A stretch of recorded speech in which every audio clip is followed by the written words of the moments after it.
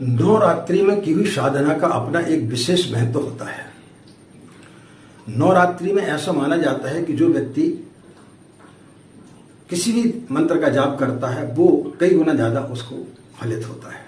राधे राधे, जय श्री कृष्णा, नमस्कार। मैं आचार्य पंडित गिरीश बारोलिया। ऐसे तो दो नवरात्रियां जो है ज्यादा प्रचलित हैं, जो कि प्रत्यक्ष रूप से बनाई जाती हैं, और दो गुप्त नवरात्रि यानी कुल 4 नवरात्रि मनाई जाती है हर 3-3 माह के अंतराल में। इनमें से 2 नवरात्रि ज्यादा प्रचलित हैं, जिसमें से आश्विन माह की नवरात्रि को लोग बड़े धूमधाम के साथ में मनाते हैं। इसमें 9 देवियों के स्वरूप का पूजन अर्चन किया जाता है। भारतवर्ष के अलावा अन्य कई देशों में भी मां दुर्गा की प्रतिमा स्थापित की जाती है और 9 दिन तक लोग बड़े धूमधाम से उनके दर्शन करते हैं, पूजा आराधना करते हैं। अलग अलग तरीके से लोग पूजा करते हैं। कई लोग तो अपने शरीर के ऊपर जवारा उगा लेते हैं। तो कई तरीके से मां दुर्गा की इस समय आराधना की जाती है। आश्विन नवरात्रि बहुत ज्यादा प्रचलित है। इसमें की हुई साधना उपासना कई गुना ज्यादा व्यक्ति को लाभ देती है। इसमें जब हम साधना करते हैं तो हमारे जीवन में, हमारे भौतिक जीवन में जो किसी प्रकार की जो भी परेशानियां रहती हैं, उन परेशानियों से हमें मुक्ति मिलती है। उसके लिए ये नवरात्रि बहुत ज्यादा प्रचलित है।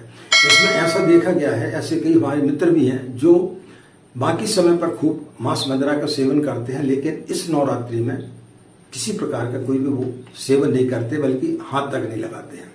तो ये नवरात्रि बहुत ज्यादा प्रचलित है और बहुत लोग इसका लाभ उठाते हैं। दूसरी नवरात्रि आती चैत्र में।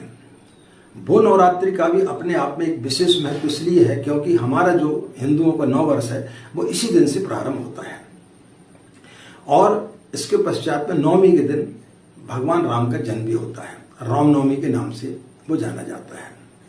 तो ये नवरात्रि भी बहुत ज्यादा प्रचलित है। इस नवरात्रि में भी की हुई साधनाओं का विशेष रूप से लोगों को इसका फल मिलता है। इसके पश्चात में 2 गुप्त नवरात्रियों के रूप में मानी जाती है, जैसे कि उसका नाम है गुप्त। तो इसमें की हुई साधनाएं हमेशा गुप्त रखी जाती हैं, किसी को बताई नहीं जाती कि आप किस प्रकार की साधना काहे के लिए कर रहे हैं। इसमें प्रायः जो तांत्रिक लोग रहते हैं वो इसमें साधना उपासना करते हैं, लेकिन तांत्रिक साधना के लिए गुरु होना आवश्यक है। यदि आप गुरु के मार्गदर्शन के बगैर यदि साधना कर रहे हैं तो किसी प्रकार की कोई भी हानि आपको हो सकती है। इसलिए तांत्रिक साधनाएं बहुत सोच समझ करके इनमें करना चाहिए। तो फिर गुप्त नवरात्रि में आप और कौन सी साधना कर सकते हैं? आप गायत्री का लघु अनुष्ठान जैसे आप आश्विन नवरात्रि और चैत्र की नवरात्रि में करते हैं, तो इसमें भी आप कर सकते हैं। दोनों गुप्त नवरात्रि जो कि एक आषाढ़ मास में पड़ती है और एक माघ मास में। तो ये आषाढ़ मास प्रारंभ हो गया है, अब गुप्त नवरात्रि आने वाली है, जो कि 6 जुलाई दिन शनिवार से 15 जुलाई दिन सोमवार तक रहेगी।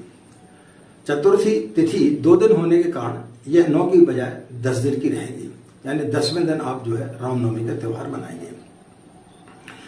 तो इस दिन आपको जो है पूजन अर्चन करना चाहिए, जैसे कि आप बाकी नवरात्रि में करते हैं वैसे भी आप इसमें गायत्री का लघु अनुष्ठान कर सकते हैं, दुर्गा सप्तशती का पाठ कर सकते हैं, गायत्री मंत्र लेखन कर सकते हैं, गायत्री चालीसा का पाठ कर सकते हैं, गायत्री पंचाक्षरी मंत्र का भी आप जाप कर सकते हैं। इन सब के वीडियो हमारे YouTube चैनल पर आपको मिल जाएंगे। उनमें यदि आप सर्च करेंगे मंत्र लेखन का, गायत्री चालीसा का या गायत्री लघु अनुष्ठान का, तो आपको बहुत सारे वीडियो मिल जाएंगे। उनके आधार पर आप इसमें उपासना कर सकते हैं।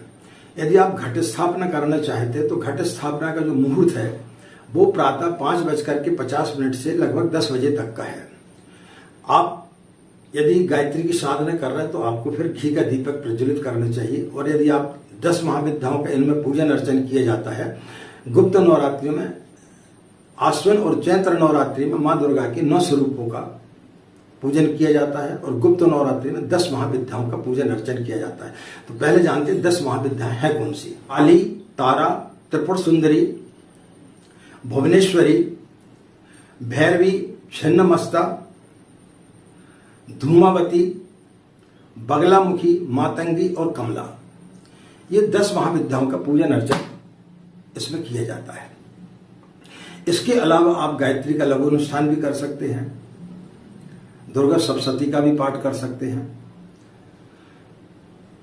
इससे क्या होगा कि आपके घर में यदि किसी प्रकार की कोई भी नकारात्मक ऊर्जा होगी या किसी ने आपके ऊपर तंत्र इत्यादि का प्रयोग किया होगा तो उससे आपको निश्चित रूप से इन गुप्त नवरात्रि में यदि आप साधना करेंगे तो उससे आपको निश्चित रूप से मुक्ति मिलेगी। यदि आप तंत्रवाद इत्यादि से परेशान हैं तो गायत्री मंत्र में क्लीन बीज मंत्र लगा करके आप जाप कर सकते हैं।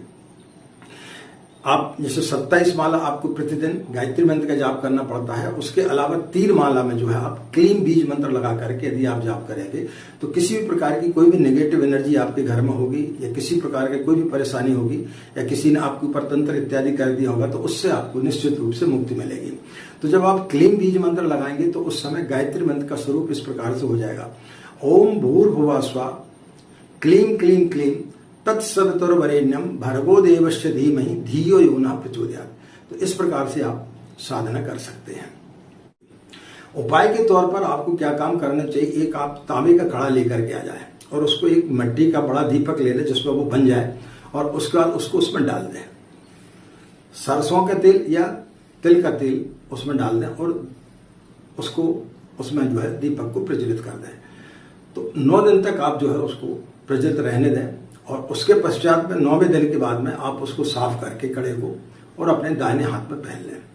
किसी प्रकार की कोई भी आपके ऊपर कोर्ट कचहरी का केस चल रहा होगा, किसी ने आपके ऊपर तंत्र इत्यादि कर दिया होगा या परीक्षा में आप उत्तीर्ण नहीं हो पाते हैं, सरकारी नौकरी की आदि आपकी समस्या, घर में गृह कलेश बना रहता है, इन सब चीजों से आपको मुक्ति मिलेगी। तो एक छोटा सा उपाय है, आपको उस दिन जरूर करना चाहिए। आशा मित्रों आप इस चीज का जरूर लाभ उठाएंगे। हमें आज्ञा दें। नमस्कार। ओम शांति।